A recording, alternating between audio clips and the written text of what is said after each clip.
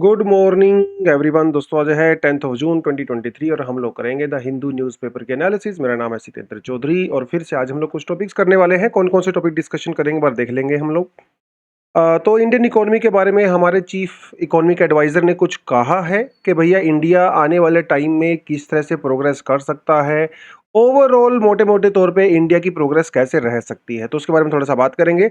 उसके अलावा ये कल वाला टैक्स सेक्शन है, क्योंकि आज सैटरडे है तो आज टैक्स सेक्शन आता नहीं है, तो मैंने कल वाला इंक्लूड कर लिया है। बेसिकली यूपीआई के थ्रू हम लोग जो ट्रांजैक्शंस करते हैं वो अनलिमिटेड नहीं होती हैं, लिमिटेड होती हैं। उसके पीछे रीज़न क्या है और क्यों इसको लिमिट किया गया है, इसके बारे में बात करेंगे। उसके अलावा जो आर्टिफिशियल इंटेलिजेंस है उसके लिए अभी हमारे पास कोई प्रॉपर रेगुलेशन तो है नहीं, लेकिन गवर्नमेंट ने ये कहा है कि अगर आर्टिफिशियल इंटेलिजेंस ज़्यादा नुकसान करेगी तो हम उसको रेगुलेट कर सकते हैं। तो आर्टिफिशियल इंटेलिजेंस के बारे में कुछ अच्छी बातें और कुछ ही बुरी बातें, ये दोनों हम लोग आपको बताएंगे इस सेक्शन के अंदर। उसके अलावा पंजाब और हिमाचल प्रदेश के अंदर एक रिवर डिस्प्यूट चल रहा है, इसके बारे में बात करेंगे। शनन प्रोजेक्ट डिस्प्यूट क्या है क्या नहीं है, इसकी हिस्ट्री के बारे में थोड़ा सा जानेंगे, आपसे एग्जाम में क्वेश्चन पूछ सकता है। इंडिया नेपाल रिलेशन के बारे में आज एक और आर्टिकल आया है, क्योंकि अभी आपको पता है कि नेपाली जो प्राइम मिनिस्टर हैं वो आए थे इंडिया में, प्रचंडा जी मोदी जी से मिले थे, तो कई सारी चीज़ों के ऊपर बात हुई है। तो थोड़ा बहुत नेपाल के बारे में, इंडिया के बारे में डिस्कशन कर सकते हैं। लास्ट वीक भी हम लोगों ने इसको डिस्कशन किया था, तो बहुत ज़्यादा डीप इसमें मैं नहीं जाऊँगा। उसके अलावा कुछ एमसीक्यूज हैं और एडिशनल आर्टिकल भी हैं, थोड़ी बहुत इंटरनेशनल न्यूज़ वगैरह इधर उधर की हम लोग देख सकते हैं। लेकिन हम लोगों ने आपसे पूछे थे कल कुछ एमसीक्यूज, पहले तो इसके बारे में डिस्कशन कर लेते हैं। 3 एमसीक्यू पूछे थे और मोस्टली स्टूडेंट्स ने इसका आंसर बिल्कुल सही दिया है कमेंट सेक्शन में। अगर अभी तक आपने पार्टिसिपेट नहीं किया तो कमेंट सेक्शन में जाकर जरूर पार्टिसिपेट करें और वीडियो को लाइक किया करो यार, ठीक है। चलो, तो पहला क्वेश्चन तो ये कहता था भैया which of the following are correct about the objective of the monetary policy. Monetary policy का मतलब होता है कि मार्केट में पैसे की सप्लाई को कम करना, ज्यादा करना। क्यों किया जाता है? ये इन्फ्लेशन के लिए किया जाता है। आरबीआई के पास यस एक रिस्पॉन्सिबिलिटी होती है, हमारे पास मॉनेटरी पॉलिसी कमेटी होती है जिसके मेंबर डिसाइड करते हैं कि रेपो रेट वगैरह कितनी होनी चाहिए। तो ये स्टेटमेंट बिल्कुल करेक्ट है। Its objective is to maintain the price stability and the control inflation, जैसा कि आपको मैंने पहले बता ही दिया है। तो इसका मतलब ये हो गया, दोनों स्टेटमेंट करेक्ट हो गया। यहाँ पे एक और सप्लीमेंट्री क्वेश्चन आपसे पूछता हूँ कि जो मॉनेटरी पॉलिसी कमेटी है आरबीआई की, इसके अंदर कितने मेंबर होते हैं? इसके बारे में हम लोग पहले डिस्कशन कर चुके हैं, आप कमेंट सेक्शन में मुझे बताइए। दूसरा क्वेश्चन यहाँ पे आता है मिनिमम सपोर्ट प्राइस एमएसपी के बारे में बात करते हैं।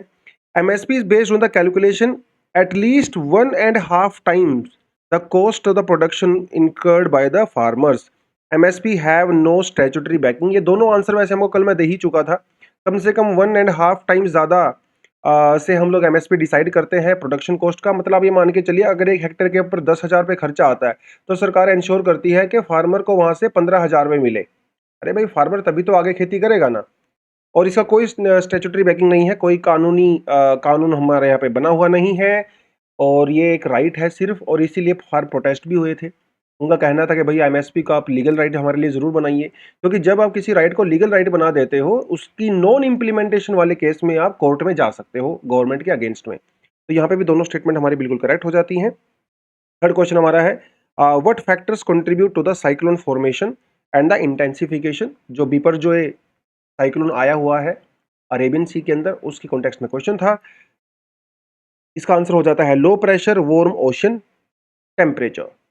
साइक्लोन का मतलब ही होता है लो प्रेशर, एंटी साइक्लोन का मतलब होता है हाई प्रेशर। साइक्लोन जो नदर्न हेमिस्फीयर में होते हैं वो एंटी क्लॉकवाइज रोटेट करते हैं, और सदर्न हेमिस्फीयर में होते हैं तो क्लॉकवाइज रोटेट करते हैं। इसके पीछे बहुत बड़ा रीजन होता है कोरियोलिस फोर्स का, जो कि स्टैटिक पोर्शन का हमारा पार्ट है। तो ये हम लोग करेंगे। उसके अलावा 2 एमसीक्यूज आज भी पूछे गए हैं आपसे। ये जो एमसीक्यू पूछे गए हैं बेसिकली ये कल वाले आर्टिकल के बेसिस पे हैं। आप इसका कमेंट सेक्शन में मुझे जरूर बताएं। पहला जो क्वेश्चन है वो तो commissioner of the railway safety के बारे में बात करता है, क्योंकि भैया उड़ीसा में इतना बड़ा हादसा हुआ है तो यहाँ से क्वेश्चन जो है बन सकता है, पोटेंशियल क्वेश्चन। उसके अलावा विच of the following statement true about the steel production in India.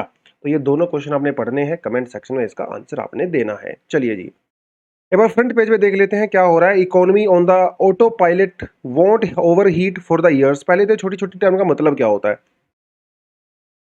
Auto pilot का मतलब ये होता है कि भाई आप आराम से रिलैक्स करके सो जाइए, आपका जो प्लेन है वो अपने आप ही चलता रहेगा।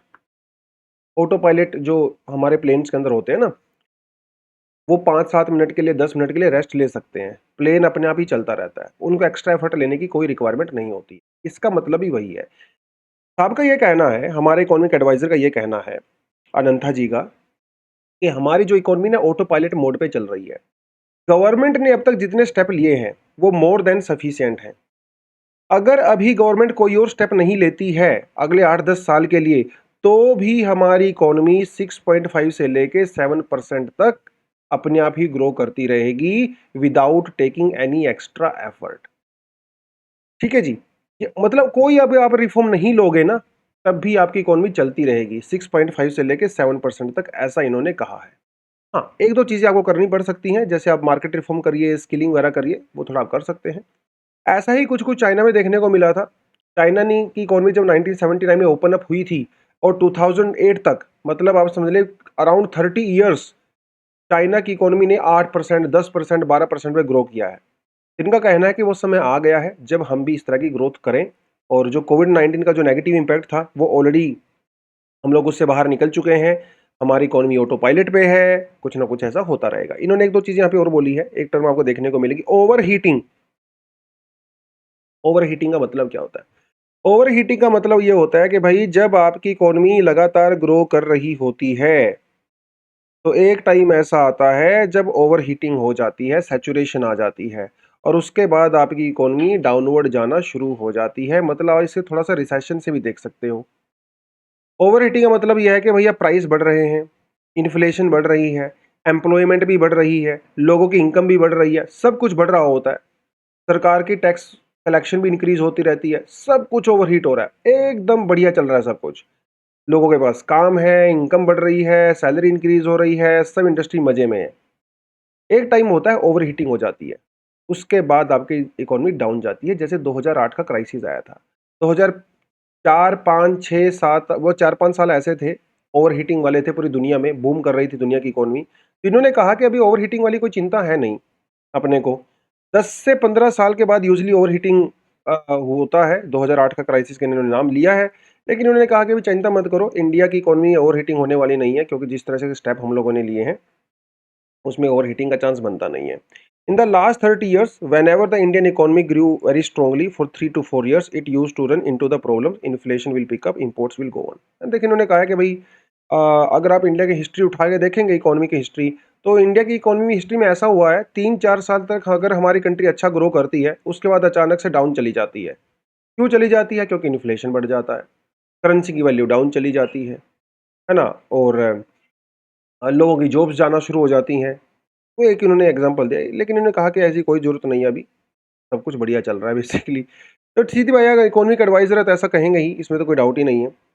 उनका काम है एक पॉजिटिव सिग्नल देना, है ना? अगर वो यही ऐसा बोलेंगे, अरे लुटिया डूब गई एंड ऑल दैट, तो भाई लोगों का क्या ही भरोसा रहेगा। तो गवर्नमेंट ना नेगेटिव नहीं बोलती है। इसके पीछे एक रीज़न तो सीधी-सी बात है, अभी गवर्नमेंट पॉलिसी का ही है। अपनी पॉलिसी के बारे में कौन ही नेगेटिव बोलेगा। दूसरा रीज़न ये भी होता है कि अगर गवर्नमेंट खुद या गवर्नमेंट के ऑफिशियल्स खुद ये बोलेंगे कि इकोनॉमी का भरोसा नहीं है, राम भरोसे चल रही है, तो लोगों के ऊपर क्या असर पड़ेगा? और इकोनॉमी परसेप्शन के ऊपर ही तो चलती है ना। इकोनॉमी कोई साइंस का सब्जेक्ट तो है नहीं, सोशल साइंस होती है। तो जैसे लोगों के मन में नेगेटिव चीज़ें आने लगेंगी, लोग डाउनवर्ड जाना शुरू कर देंगे, इन्वेस्टमेंट निकालना शुरू कर देंगे, खर्चा नहीं करेंगे एंड ऑल दैट। तो इसलिए पॉजिटिव पॉजिटिव अच्छी-अच्छी बातें बोली जाती हैं, ताकि लोगों को मन में ये लगता रहे कि सब कुछ बढ़िया चल रहा है, टेंशन नहीं है। तो यूपीआई, जिसका मतलब होता है यूनिफाइड पेमेंट इंटरफेस, हम लोग सब गूगल पे वगैरह हम लोग फ़ोन पे सब यूज़ करते हैं, तो वो सब यूपीआई का ही मेथड है, जो कि हमारा national payment corporation of India के द्वारा लॉन्च किया गया है।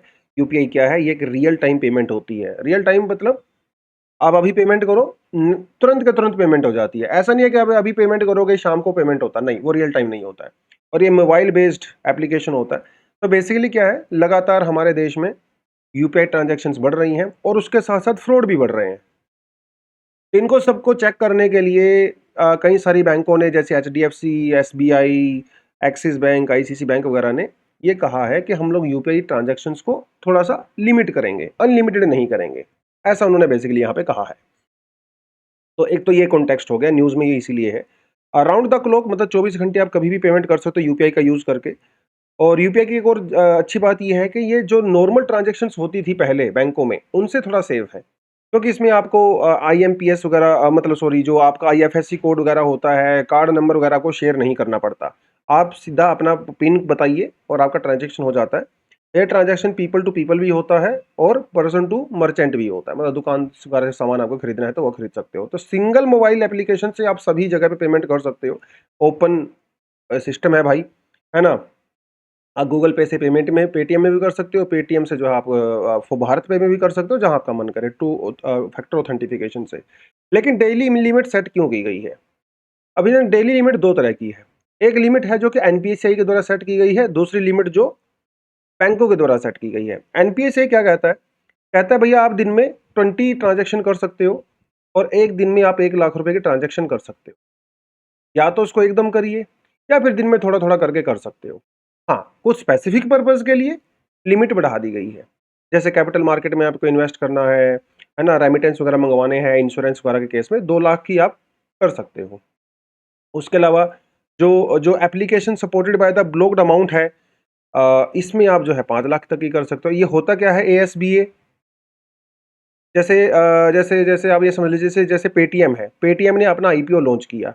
अब कुछ लोग उसको आईपीओ को सब्सक्राइब करते हैं, खरीदते हैं आईपीओ को। जब कोई कंपनी स्टॉक मार्केट में आती है, उसमें आपको ज़्यादा पैसे की रिक्वायरमेंट होती है, उस तरह के केस में आप 5 लाख रुपए की पेमेंट कर सकते हो, अगर आपको कोई आईपीओ वगैरह सब्सक्राइब करना है तो। ये तो चीज़ें होगी एनपीएसआई के द्वारा। ऐप जो हमारे बैंक है उन्होंने कैसे लिमिटेशंस लगाई हुई हैं? देखिए, हर बैंक की लिमिटेशंस अलग अलग होती हैं। जैसे हमारा बेचारा गरीब पीएनबी है ना, इसकी लिमिट जो है 50,000 रुपये है। एसबीआई की लिमिट 1 लाख रुपए है। तो ये बैंक टू बैंक वेरी कर सकता है, इसमें ऐसा कोई इशू नहीं है। और पे और एप्लीकेशन टू एप्लीकेशन भी वेरी कर सकता है। पेटीएम, अमेजोन वगैरह की अलग अलग ट्रांजेक्शन्स हैं, 1 लाख रुपए की लिमिट है, 10 ट्रांजेक्शन्स हैं। हो सकता है किसी किसी की 5 ट्रांजेक्शन भी हों। तो ये डिपेंड करता है, इनके ऊपर कोई खास ऐसा रूल एंड रेगुलेशन लागू नहीं होते हैं। लेकिन ये जो लिमिट वगैरह है, इसको क्यों किया जाता है सेट? अनलिमिटेड क्यों नहीं कर देते भाई? देखिए, उसमें दिक्कत है। अगर आप अनलिमिटेड कर दोगे तो आपको मॉनिटर करना बड़ा मुश्किल हो जाएगा और बहुत बार फ्रॉड होता है, लॉस होता है। आप ये मान के चलिए, आप अपने बैंक अकाउंट से यूजली मान लो दिन में 3 ट्रांजैक्शन करते हो यूपीआई का यूज़ करके। ये गवर्नमेंट को पता है। लेकिन किसी दिन मान लो आपने अचानक से 30, 40, 50 पेमेंट कर दिया। इसका मतलब क्या हुआ? अनयूजुअल पैटर्न हो गया। और अनयूजुअल पैटर्न जब होता है तो मोस्टली केसेस में फ्रॉड होने के चांसेस रहते हैं। तो अगर लिमिट रहेगी आपके ट्रांजैक्शन पे, तो ये अनयूजुअल फ्रॉड के पैटर्न को आइडेंटिफाई किया जा सकता है। लेकिन अगर लिमिट ही नहीं है तो सिस्टम को कैसे पता चलेगा? आप दिन में 500 ट्रांजैक्शन करोगे, वो भैया 1 नंबर वाली है, 2 नंबर वाली है। तो ये इसीलिए रेगुलेटरी जो फ्रेमवर्क है और आपको मॉनिटर करना, आपकी पेमेंट को सेफ गार्ड करना, वो ज़रूरी है। इसीलिए पेमेंट आपकी लिमिट की जाती है। यूपीआई के स्टेटस वगैरह के बारे में अपने आप से पढ़ सकते हो।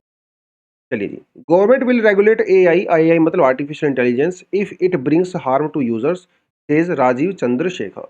तो बेसिकली साहब का ये कहना है कि अभी तक तो खैर एआई की कोई खास चिंता नहीं है। आर्टिफिशियल इंटेलिजेंस ने अभी मार्केट में उतना ज़्यादा डिस्ट्रप्शन नहीं किया है जितना बात की जाती है इंटरनेट वगैरह पे। इनका कहना है कि लेकिन आने वाले टाइम में अगर हमें ऐसा लगेगा कि आर्टिफिशियल इंटेलिजेंस की वजह से भैया जॉब लॉस हो रहा है या कुछ बहुत ज़्यादा नुकसान हो रहा है किसी चीज़ को, तो हम इसको डेफिनेटली रेगुलेट कर सकते हैं। अभी रेगुलेट करने की कोई रिक्वायरमेंट नहीं है। एक तो इन्होंने ये कहा। एक इन्होंने टर्म यूज़ की गई है इस आर्टिकल के अंदर जिसे कहा गया है सेफ हार्बर। अभी देखिए, सेफ हार्बर वाला प्रोविज़न चल रहा है। हालांकि सरकार आईटी एक्ट के अंदर थोड़ा चेंज करना चाहती थी सेफ हार्बर वाले प्रोविज़न को निकालने के लिए, लेकिन अभी तक तो ऐसा हुआ नहीं है। बट ये सेफ हार्बर क्या होता है आपको एक लाइन में बता देता हूँ। जैसे आप फेसबुक यूज़ करते हो, अब फेसबुक के ऊपर आप कोई पोस्ट डालते हो और वो पोस्ट आपने मान लो मोदी जी के अगेंस्ट में डाल दिया, राहुल जी के, किसी के भी अगेंस्ट में डाल दिया, किसी के बारे में बुरा भला बोल दिया। अब क्या आपके ऊपर कार्रवाई हो सकती है? यस। क्या फेसबुक के ऊपर कार्रवाई हो सकती है? नो। क्योंकि Facebook is just a platform. Facebook ने वो कंटेंट क्रिएट नहीं किया है, इसलिए फेसबुक को मिल गया है सेफ हार्बर का एडवांटेज। सेफ हार्बर क्लोज के तहत फेसबुक के ऊपर आप कार्रवाई नहीं कर सकते। मतलब रेलवे प्लेटफॉर्म के ऊपर अगर 2 आदमी लड़ाई बजा रहे हैं, कर रहे हैं, लड़ाई कर रहे हैं दोनों लोग, तो आप दोनों लोगों को पकड़ोगे ना। आप रेलवे मिनिस्ट्री को जाकर थोड़ी ना पकड़ोगे। प्लेटफॉर्म की गलती थोड़ी है उसमें, अगर आप वहाँ पे जाके लड़ाई कर रहे हो तो। यही कुछ चीज़ें हैं सेफ हार्बर वाला प्रोविज़न, जो कि पूरी दुनिया भर में लागू होता है सोशल मीडिया प्लेटफॉर्म्स को लेके। तो फिलहाल तो एआई वाली ऐसी कोई खास चिंता है नहीं, ऐसा उनका कहना है। एआई के लेकिन दुनिया भर में कुछ डर है एआई को लेके। क्या क्या डर हो सकते हैं? एक तो भी इनका ये कहना है कि जो आर्टिफिशियल इंटेलिजेंस है वो एथिकल डिसीजन और मोरल डिसीजन नहीं ले पाता। जैसे इंसान है, हम तो किसी काम को करने से पहले 4 बार सोचेंगे, है ना? उसका एथिकल मोरल चीज़ें देखेंगे। लेकिन ये तो क्योंकि ये एल्गोरिदम बेस्ड होता है, तो प्रोग्रामिंग होती है। तो ये इसलिए उस तरह के सेंसिटिव डिसीजन नहीं ले पाएगा। और कई बार मोरल मिसजजमेंट हो जाती है और डिस्क्रिमिनेशन की चीज़ें भी हो जाती हैं। खासकर किसी कास्ट को लेके, किसी रिलीजन को लेके, कल स्किन के कलर को लेके, जेंडर को लेके, तो वो डिसीजन एआई एज़ सच नहीं बना पाता है। जैसे अगर आप एक चीज़ देखेंगे कि कई प्लेटफ़ॉर्म ऐसे हैं एआई वाले, अगर आप वहाँ पे यूज़ करोगे ना दैट इमेजेस ऑफ सीईओज़, आपने मान लो ये वहाँ पे लिखा, 99% केसेज़ में जो इमेजेस आएँगी सीईओ की, वो कैसी आएँगी? White male. वो आदमी व्हाइट होगा और मेल होगा। ना तो वहाँ पे फीमेल की इमेजेस आती, ना वहाँ पे ब्लैक पर्सन की इमेजेस आती हैं। आप समझे? तो इस तरह की बायसनेस और डिस्क्रिमिनेटरी चीज़ें हो सकती हैं। लेकिन इंसान ऐसा नहीं करेगा, मशीनें ऐसा कर सकती हैं। कई जगह पे जॉब रिप्लेसमेंट भी हो सकती है भाई, सीधी-सी बात है, क्योंकि आजकल आर्टिफिशियल इंटेलिजेंस आप कोडिंग वगैरह कर सकते हो, पिक्चर्स वगैरह बना सकते हो, वीडियो एडिटिंग कर सकते हो, तो थोड़ा बहुत जॉब लॉस का तो हमेशा चांस रहता ही है। और ये आज से नहीं है, जब से मशीनें आनी शुरू हुई थी, तब से ही है ये।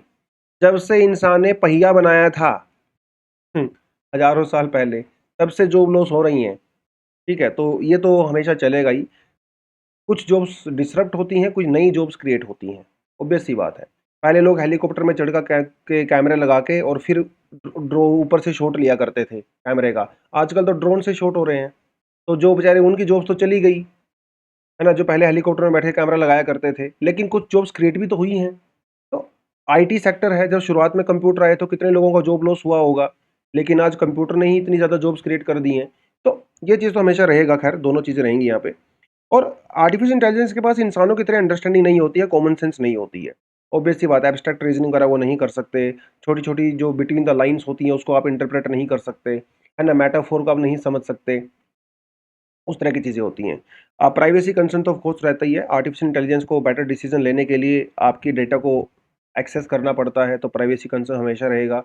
सिस्टम वगैरह हैक भी हो सकते हैं, है ना? और डिपेंडेंसी ऑन द रिलायबिलिटी, है ना? कई बार अभी है तो मशीन ही ना यार, करप्ट हो गई, हैक हो गई और आप इसके भरोसे बैठे हुए हो गया सिस्टम खराब, है ना? जैसे रेलवे बुकिंग होती है, अब मान लो सिस्टम करप्ट हो गया, हैक हो गया, वायरस आ गया उसके अंदर, तो सब हाथ पे हाथ धर के बैठे रहेंगे। तो एक रिलायबिलिटी वाला इश्यू तो खैर हमेशा रहता ही है, बायसनेस, एरर्स वगैरह हमेशा हो सकती है।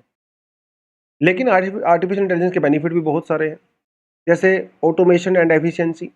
मान लो कोई ऐसा काम है जो रिपीटेटिव टास्क है, बार-बार आप एक ही काम को करते रहते हो। तो इस बेटर कि उसको मशीन करे यार, उसमें कोई दिमाग थोड़ी ना लगाना है। तो रिपीटेटिव जो टास्क होती हैं उसको मशीन बेटर तरीके से कर सकती है, बेटर एफिशिएंसी उसमें हो सकती है। अब मान लो कोई आदमी है, उसको चिट्ठियाँ हैं, जो लेटर्स होते हैं, उनके ऊपर जो है मोहर लगानी है। अब वो बार-बार बेचारा दिन भर सुबह से शाम वही काम कर रहा है। उसका कोई दिमाग थोड़ी ना लगाना है उसमें। तो इट्स बेटर उसको मशीन कर दे, वो कोई और अच्छा काम करे, कुछ क्रिएटिव काम करे, है ना? वो चीज़ें हो सकती हैं। Advance data analysis and the insight, तो अब कितना ज़्यादा billions and billions of GB का डेटा जो है डेली दुनिया भर में प्रोड्यूस होता है। अब इंसानों के बस की बात नहीं है भाई, इतने डेटा को प्रॉपर तरीके से, क्वालिटेटिव तरीके से उसको पैटर्न को समझना, मेज़र करना। तो ये जो डेटा ड्रिवन जॉब्स होती हैं, ये आर्टिफिशियल इंटेलिजेंस के थ्रू बेटर तरीके से ली जा सकती हैं, है ना? Personalisation and the improve user, अब जैसे यूट्यूब पे जो रिकमेंडेशंस आती हैं, है ना? वो मशीनें ज़्यादा बेटर तरीके से कर सकती हैं, क्योंकि वो समझती हैं कि आप किस तरह कंटेंट देखना पसंद करते हो, आपकी हिस्ट्री एंड ऑल दैट।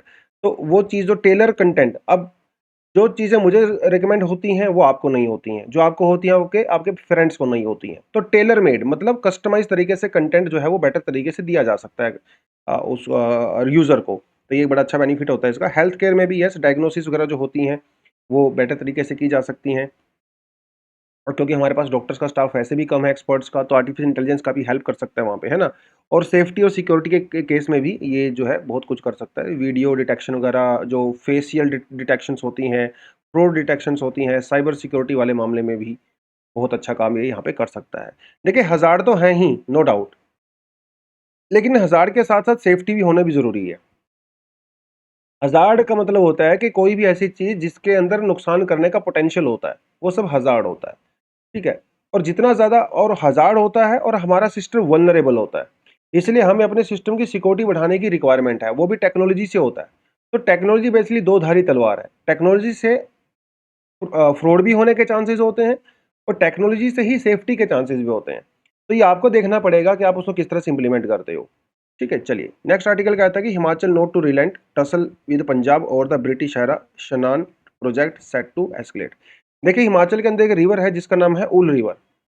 ये बियास रिवर की ट्रिब्यूटरी है और यहाँ पे एक प्रोजेक्ट बना हुआ है 110 मेगावाट का, लेकिन ये आज नहीं बना था, ये बहुत ही पुराना है। 1925 1932 उस समय का बना हुआ है, अंग्रेजों ने बनवाया था इसको।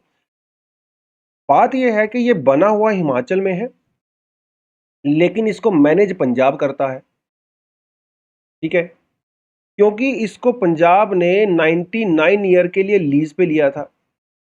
मंडी के जो महाराजा थे, राजा जोगिंदर सिंह जी, उन्होंने पंजाब की गवर्नमेंट के साथ ये लीज पे लिया था उस समय 99 ईयर्स के लिए।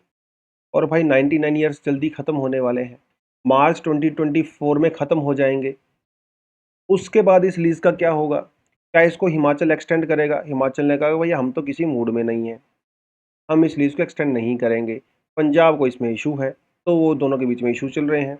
1966 में जब पंजाब बना था सेपरेटली, देखिए पहले तो हिमाचल भी पंजाब का पार्ट हुआ करता था। 1966 में जब पंजाब सेपरेट बना तो ये पूरा लीज़ है ये पंजाब को ट्रांसफ़र कर दी गई थी। अब लीज़ ख़त्म हो रही है, अब होगा क्या वो भगवान ही जाने। क्या होगा, वो डिस्प्यूट बेसिकली भी चल रहा है, वाटर डिस्प्यूट दोनों के बीच में। तो यहाँ पे आप क्लियरली देख सकते हो, ये है सतलुज रिवर, ये है ब्यास रिवर, ठीक है? और यहाँ पे देखिए ये ब्यास रिवर जाती है इधर से करके। तो ब्यास रिवर जब यहाँ से ये जा रही है और यहाँ पे ही थोड़ा आगे जाके पड़ती है उल रिवर, ठीक है? उस उल रिवर से थोड़ा आगे जाके कुल्लू पड़ेगा। उल रिवर के ऊपर बना हुआ है आपका शनान प्रोजेक्ट। और यहाँ थोड़ा जाओगे जैसे यहाँ पे रोहतांग पास है, ठीक है? रोहतांग पास से हमारे रावी जो रिवर है वो इधर से ओरिजिनेट होती है। फिर हमारे आती है इधर चेनाब रिवर, आप देख सकते हो, और ये है स्पीति वैली, ठीक है? ये हमारा कोल्ड डेजर्ट का पार्ट होता है, स्पीति वैली। लाहौल और स्पीति दोनों कोल्ड डेजर्ट का पार्ट है। तो ये थोड़ा-सा आप यहाँ पे देख सकते हो ज्योग्राफी के पर्सपेक्टिव। चलिए जी, और ये आपको मैं डेली ही बताता हूँ। हमारा जो करंट अफेयर का कोर्स है वो सैटरडे को क्लासेस होती हैं। अगर आप उसमें इंटरेस्टेड हैं, वो आप यहाँ पे देख सकते हो। जस्ट गिव मी 1 सेकंड, थोड़ा-सा ये बेचारा स्लो हो गया है, मेरा बुड्ढा सिस्टम है। थोड़ा इसके अंदर जान डाल देते हैं, ठीक है? हाँ, तो हम लोग क्या बात कर रहे थे, सैटरडे को हमारा करंट अफेयर का कोर्स चलता है। अगर आप ये जॉइन करना चाहते हो तो कर सकते हो। ये कोड आप यहाँ पे स्कैन कर लीजिए, ये कोड आप यहाँ पे डाल सकते हो ₹1000 के डिस्काउंट के लिए। फाउंडेशन कोर्स के लिए व्हाट्सएप नंबर आपको दिया हुआ है, वेबसाइट को जाकर विजिट कर सकते हैं। चलिए जी, अब बढ़ते हैं 1-2 छोटी-छोटी न्यूज़ के ऊपर, जो कि मुझे थोड़ी ठीक-ठाक लगी थी। इंटरनेशनल रिलेशन की हम लोग बात करते हैं। रशिया ने कहा है कि वो बेलारूस के अंदर न्यूक्लियर वेपन को डिप्लॉय करेगा और ऐसा पहली बार होगा रशिया के इतिहास में कि वो आउट ऑफ रशिया कुछ न्यूक्लियर वेपन को डिप्लॉय करने वाला है। और बेलारूस भैया रूस का है खास मित्र, और बेलारूस पहले वैसे रशिया का ही पार्ट हुआ करता था। ये यूक्रेन वगैरह सब रशिया का पार्ट हुआ करते थे। ये है देखिए यहाँ पे बेलारूस, इसकी लोकेशन भी बहुत क्रूशियल है। इधर देखिए पड़ गया आपका यूक्रेन, इधर आ गया पोलैंड। पोलैंड और यूक्रेन दोनों ही एंटी रशिया हैं। और इधर से आ गया फिर आपका जर्मनी, ये भी एंटी रशिया है क्योंकि यूक्रेन को बहुत सारा वेपन्स वगैरह तो जर्मनी से ही आ रहा है। इधर पड़ती है आपकी बाल्टिक स्टेट, तो इनके ऊपर भी प्रेशर बनाया जा सकता है रशिया के द्वारा। तो ये मूव बड़ा टैक्टिकल सा मूव है। हालांकि नेटो अमेरिका इसके बड़े अगेंस्ट में है, लेकिन रशिया ने कहा है कि भाई देखो, ये शतरंज का खेल है। तुम अपने पत्ते बिछा रहे हो, मैं अपने पत्ते बिछा रहा हूँ, सीधी सी बात है। मेरा पत्ता है कि मैं बेलारूस के अंदर अपने न्यूक्लियर वेपन को लगाऊंगा। टैक्टिकल न्यूक्लियर वेपन होते हैं। टैक्टिकल न्यूक्लियर वेपन वो होते हैं जिनका साइज बड़ा छोटा होता है, लेकिन इनकी एक्यूरेसी बहुत बढ़िया होती है, ठीक है? कहीं भी डिप्लॉय किए जा सकते हैं। उसके अलावा ऑस्ट्रेलिया ने भी कहा है कि भाई वो चाइना के साथ अपने रिलेशन को स्टेबलाइज करना चाहता है, नॉर्मलाइज नहीं करना चाहता। नॉर्मलाइज का मतलब होता है भाईचारा, स्टेबलाइज का मतलब होता है कि देखो दूर दूर से okay hi hello formal relation रहेगा, स्टेबलाइज रहेगा, बिगड़े ना। स्टेबलाइज मतलब रिलेशन और ज्यादा ना बिगड़े, नॉर्मलाइज मतलब भाईचारा। तो ऑस्ट्रेलिया ने यही कहा है कि हमारी जो पूरी स्ट्रेटेजी है वो बिल्कुल इंडिया जैसी है। जैसे इंडिया चाइना के साथ रिलेशन को स्टेबलाइज करना चाहता है, ऐसे हम भी करना चाहते हैं। आपको पता है पिछले कुछ समय से दोनों के रिश्ते काफ़ी ख़राब हो गए हैं। कुछ चीज़ों के लिए चाइना डिपेंड करता है ऑस्ट्रेलिया के ऊपर, जैसे कुछ रेयर अर्थ एलिमेंट जैसे लिथियम वगैरह है, ऑस्ट्रेलिया काफ़ी एक्सपोर्ट करता है, लेकिन बहुत सारी चीज़ों के लिए चाइना के ऊपर ऑस्ट्रेलिया डिपेंड करता है, ठीक है? क्योंकि ऑस्ट्रेलिया कुछ मैन्युफैक्चर तो करता नहीं है। ऑस्ट्रेलिया तो मोस्टली जो है या तो माइनिंग वाला करता है या वहाँ पे सर्विस सेक्टर है। मैन्युफैक्चरिंग सेक्टर ऑलमोस्ट ना के बराबर है ऑस्ट्रेलिया में। तो भैया सारा सामान चाइना से ही आ रहा है ऑस्ट्रेलिया में, तो इस चीज़ों को लेकर दोनों एक-दूसरे के ऊपर डिपेंड करते हैं। इंडिया यहाँ पे एक इम्पोर्टेंट रोल है क्योंकि इंडिया को भी रेयर अर्थ एलिमेंट्स चाहिए, तो वो ऑस्ट्रेलिया के पास है। तो हमारा जो काबिल है मतलब खनिज विदेश इंडिया लिमिटेड, उसने ऑस्ट्रेलिया के साथ कुछ यहाँ पे अग्रीमेंट वगैरह किया है रेयर अर्थ एलिमेंट्स को लेकर, जैसे लिथियम वगैरह हो गया वो सब चीज़ें करके, ठीक है? बस इतना ही इसके अंदर है, उसमें कुछ खास मुझे लगा नहीं। उसके अलावा जो एडिटोरियल है वो आज का इंडिया नेपाल रिलेशन के बारे में बात करता है। घुमा फिरा के वही छोटी-छोटी सी बातें हैं, इसमें कुछ नया इन्होंने ऐसा बताया नहीं है। नेपाल के पीएम प्रचंडा जी ने वो विज़िट किया है और इस विज़िट में एक ख़ास चीज़ ये नज़र आई कि पॉलिटिक्स ज़्यादा नज़र नहीं आई है। अच्छी बात ये है। ज़्यादातर चीज़ें प्रैग्मैटिक नज़र आई हैं। प्रैग्मैटिक मतलब प्रैक्टिकल अप्रोच। नेपाल को सीधा-सीधा पता है उसको क्या चाहिए, इंडिया को पता है उसको नेपाल से क्या चाहिए। तो कुछ ख़ास पॉलिटिक्स अच्छा वैसे वैसे इस बार अच्छी विज़िट हुई है, काफ़ी मैच्योर विज़िट यहाँ पे हुई है। और कोविड के बाद जिस तरह से रिलेशन चेंज हुए और चाइना का रोल इम्पोर्टेंट वगैरह वो सब यहाँ पे मेंशन किया गया है थोड़ा बहुत। कुछ ख़ास इसमें है नहीं। रियलिस्टिक हैंडलिंग हुई है इस बार बेसिकली। तो कई सारे चीज़ें ऐसी हैं इंडिया और नेपाल के बीच में जहाँ पे इश्यूज़ हैं।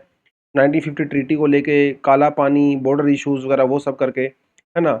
और ये जो प्रचंडा जी हैं भाई वो माओइस्ट हैं और चाइना भी एक कम्युनिस्ट कंट्री है। तो जब प्रचंडा जी शुरुआत में पावर में आए थे तो चाइना के बहुत क्लोज़ चले गए थे। तो इंडिया फर्स्ट की बजाय उन्होंने चाइना फर्स्ट पॉलिसी को फ़ॉलो किया था। हालाँकि वो अभी भी करते हैं लेकिन अब थोड़ा-सा उनके रवैये में चेंज यहाँ पे आया है। उसके अलावा कई सारे प्रोजेक्ट जैसे हाइड्रो पावर प्रोजेक्ट वगैरह हमारे बीच में हैं, उसको लेके यहाँ पे डिस्कशन हुई है। पंचेश्वर मल्टीपर्पज़ प्रोजेक्ट को लेके जो कि महाकाली ट्रीटी का पार्ट है, इसको लेके भी दोनों के बीच में कंसेंसस बना है और सभी पॉलिटिकल पार्टी जो नेपाल में है वो इसको एग्री करती हैं। उसके अलावा नेपाल से बांग्लादेश में जाने के लिए एक हमारा बीबीआईएन करके ट्रांसपोर्ट प्रोजेक्ट भी है, जिसको लेके भी नेपाल ने थोड़ा-सा यहाँ पे एक्साइटेड हुआ है, वो कर सकता है फ्यूचर में। तो ये 2-4 चीज़ें इन्होंने यहाँ पे बोली हैं इंडिया नेपाल रिलेशन को लेके। मैंने थोड़ा-सा एक आपके लिए बनाया है, थोड़ा-सा कैटेगराइज़ वे में आप इसको पढ़ सकते हो। तो इंडिया नेपाल के रिलेशन की शुरुआत ब्रिटिश टाइम में ही हो गई थी। 1950 में फिर हमारे बीच में एक पीस ट्रीटी भी हुआ, यू नो वेरी वेल। और अभी इसको रिन्यू करने की बात चल रही है, होगा कि नहीं होगा वो अलग बात है। लेकिन इस ट्रीटी ने बहुत कुछ किया क्योंकि देखिए उस समय ऐसा था ना वो 1950s का समय ऐसा था, 49-50 का समय ऐसा था, जब तिब्बत के ऊपर चाइना अटैक कर रहा था, तो नेपाल डर गया था कि भई कल को उसका नंबर भी आ सकता है। तो थर्ड कंट्री की थ्रेट की वजह से नेपाल ने हमारे साथ फ्रेंडशिप ट्रीटी किया था, जिसमें हम लोगों ने कहा था कि भई इंडिया के सिटीज़न को और नेपाल के सिटीज़न को एक दूसरे की कंट्री में आने के लिए किसी तरह के पासपोर्ट की रिक्वायरमेंट नहीं है। बेसिकली इसको लोकल सिटीज़न की तरह ही ट्रीट किया गया था। चाहे वो रेज़िडेंस हो, एम्प्लॉयमेंट हो, परचेज़ ऑफ प्रॉपर्टी हो। नेपाली सिटीज़न इंडिया में प्रॉपर्टी खरीद सकते हैं, इंडियन सिटीज़न नेपाल के अंदर प्रॉपर्टी खरीद सकते हैं। रोटी-बेटी का रिश्ता हमारे बीच में है और बुद्धिज़्म तो ऑफ़ कोर्स एक बहुत बड़ा एंगल यहाँ पे है ही हमारे बीच में। तो बहुत सारी चीज़ें हैं, रिलेशन हमारा बहुत बढ़िया है। हिस्टोरिकल रिलेशन है, कल्चरल रिलेशन सब कुछ है। लेकिन there are many challenges in our relation also. Trade blockade जैसा मधेसी वाले केस में हुआ था। मधेसी जो है वो सदर्न नेपाल के अंदर रहते हैं, प्लेन एरिया में रहते हैं और नेपाल में 2 तरह के लोग रहते हैं। एक रहते हैं जो कि पहाड़ी हैं, ऊपर रहते हैं नर्दर्न नेपाल में, दूसरे सदर्न नेपाल में जो कि मधेसी हैं। मधेसी लोगों का जो है इंडिया में आना-जाना बहुत कॉमन है। ट्रेड की पर्पज़ से, रिलेशन की वजह से वो सब है। तो जब नेपाल के अंदर कॉन्स्टिट्यूशन बनाया गया था, उस समय मधेसीज़ को वहाँ पे वेटेज नहीं दिया गया था। नेपाली लोगों ने ज़्यादा जो पहाड़ी हैं, उनको वेटेज दिया था। उस केस में वहाँ पे ब्लॉकेड वगैरह हुआ था, तो रिलेशन इंडिया के बीच में थोड़े ख़राब हो गए थे। अपार्ट फ्रॉम दैट कई सारे डिस्प्यूट हैं, जैसे काला पानी, लिम्पियादुरा, सुस्ता, मेची, टनकपुर। सुस्ता बेसिकली वहाँ पे एक रिवर है, रिवर का नाम नारायणी, हाँ, नारायणी वहाँ पे एक रिवर है। और उस रिवर के जो है साइड वहाँ पे जगह है सुस्ता। ये रिवर क्या करती है, अपने कोर्स को चेंज करती है, धीरे-धीरे ये शिफ्ट होती रहती है नेपाल की तरफ। जैसे-जैसे नेपाल की तरफ शिफ्ट हो जाती है, तो इसमें नया एरिया इंडिया में ऐड होता रहता है। इसको लेके भी डिस्प्यूट है हमारे बीच में। उसके बाद लिम्पियाधुरा को लेकर डिस्प्यूट है जो कि काला पानी के सोर्स के बारे में है, दोनों कंट्री अलग-अलग उसको करती हैं। कॉम्पैक्ट रिवॉल्यूशनरी ज़ोन जैसे कि मैंने आपको बताया कि जो प्रचंडा जी हैं वो माओइस्ट हैं, तो इंडिया के जो नक्सल एक्टिविटीज़ हैं, नक्सल जो लीडर्स हैं वो उनके साथ कॉन्टैक्ट में भी हैं और भाई उनको प्रोटेक्ट भी करते हैं, कहीं न कहीं आइडियोलॉजी मैच करती है। तो ये कन इश्यू है हमारे दोनों कंट्रीज़ के बीच में। उसके अलावा पाकिस्तान जो मिलिटेंट्स होते हैं, नेपाली टेरिटरी का बहुत बार यूज़ करते हैं, बहुत बार टेररिस्ट एक्टिविटी इंडिया में करके वो नेपाल भाग जाते हैं, नेपाल से पाकिस्तान भाग जाते हैं और फेक करेंसी वगैरह इंडिया में बहुत सारी नेपाल से आती है। ह्यूमन ट्रैफिकिंग, कैटल ट्रैफिकिंग वगैरह ये सब होता है।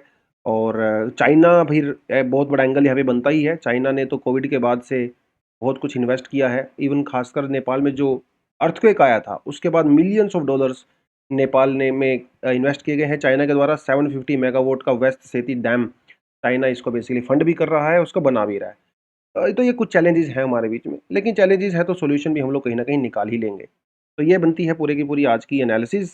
आई होप आपको अच्छा लगा होगा। 2 एमसीक्यू जो आपको पूछे गए हैं, आप आंसर करें। कुछ यहाँ पे एडिशनल आर्टिकल्स भी आप पढ़ सकते हो और आज के लिए इतना ही है जी। Thank you very much. All the best. जय हिंद।